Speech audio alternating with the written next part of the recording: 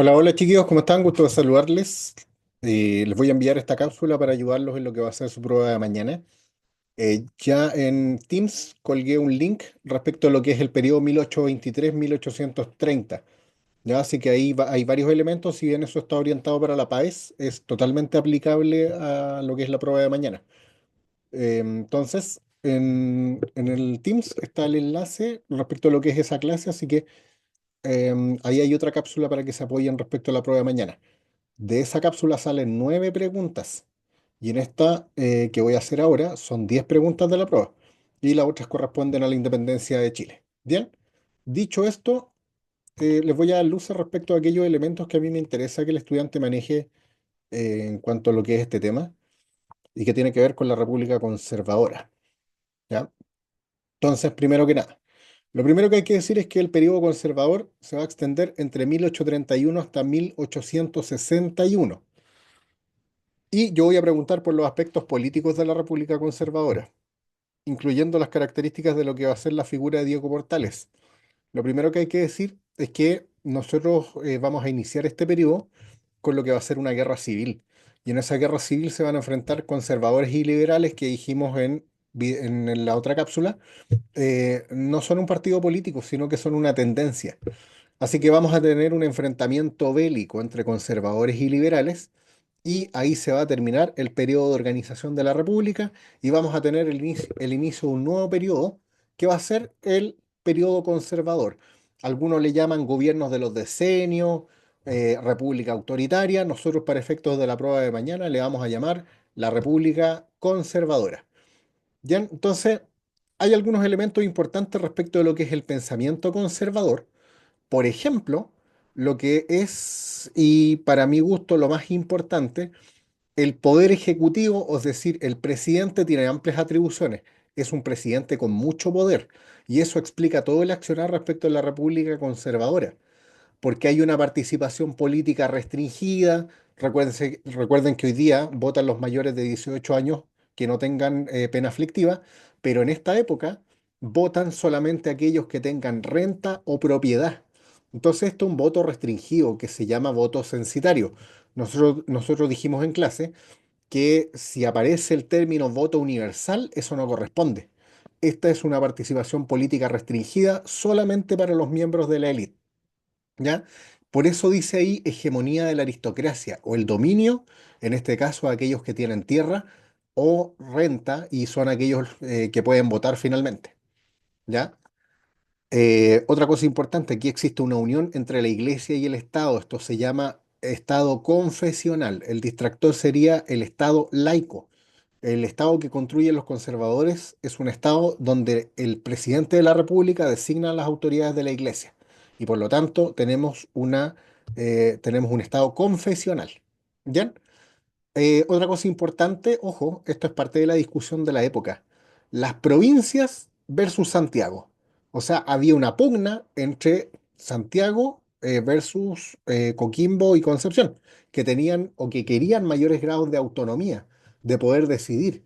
En cambio, los conservadores decían no, las decisiones se toman en Santiago y por lo tanto hay una centralización administrativa. Y ese es uno de los conflictos de la época centralización, es decir, Santiago versus las provincias, ¿ya? Y otro elemento importante van a ser las ideas de Diego Portales. Diego Portales va a ser partidario del orden y la autoridad.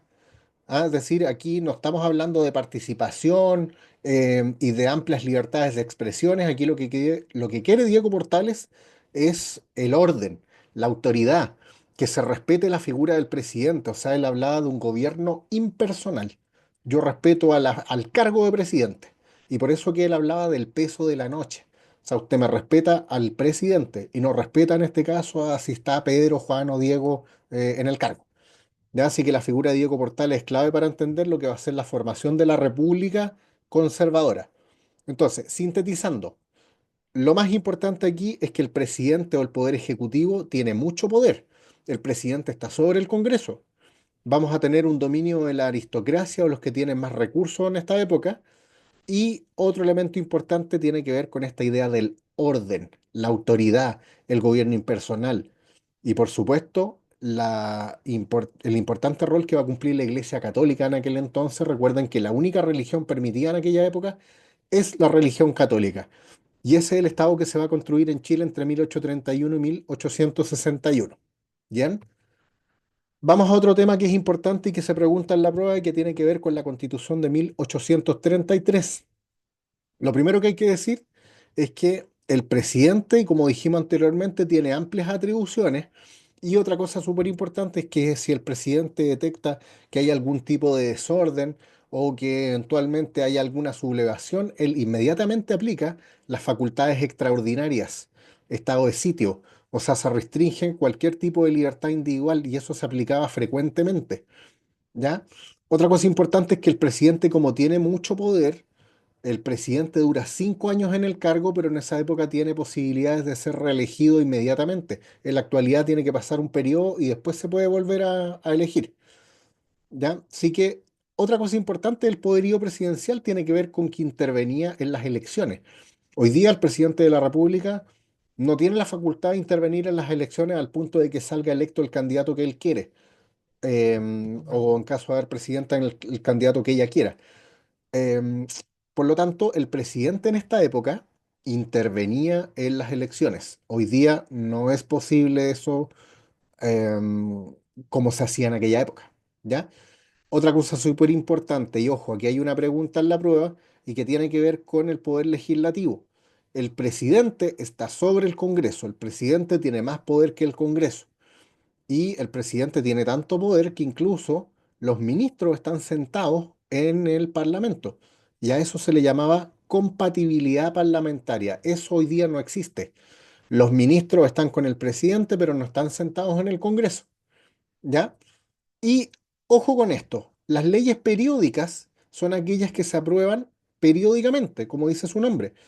Y el presidente, en este caso, digamos que esta es la única atribución que tiene el Congreso de poder presionar al presidente, pero en esta época, como el presidente tiene tanto poder, esto es letra muerta. Pero ojo, esta es una atribución del Congreso.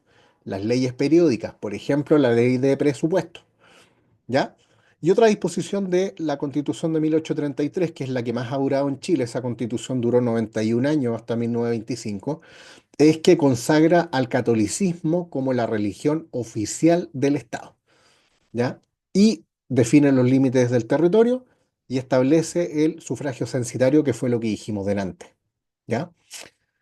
Em, Otro punto importante que a mí me interesa, yo no voy a preguntar por las obras de cada uno de estos presidentes, pero a mí me interesa que el estudiante identifique tanto a José Joaquín Prieto, Manuel Bulnes y Manuel Montt en ese orden. Incluso hay un metro que se llama Manuel Montt, como los presidentes de la República Conservadora. Y cuando yo hablo de la República Conservadora y cuando decimos que el presidente tiene amplias atribuciones, que está por sobre el Congreso, que tiene una unión con la Iglesia, me estoy refiriendo a los tres presidentes que duraron 10 años cada uno porque la Constitución le permitía 5, pero resulta que se eligen de nuevo y duraron 10 años en el cargo. José Joaquín Prieto, Manuel Bulnes y Manuel Montt. Son los tres presidentes de la República Conservadora o República Autoritaria o Gobierno de los Decenios, como le quieran llamar. Pero yo en la prueba voy a hablar de la República Conservadora. Dame una preguntita y cerramos esta cápsula. Dice, el grupo político conservador de la aristocracia nacional logró consolidarse en el poder a partir de 1831 a través de un sistema político de carácter autoritario. ¿Y de qué otra cosa nosotros podríamos decir de, eh, del presidente en esta época? ¿Se alió con los liberales? ¿Se aplicó la libertad de culto?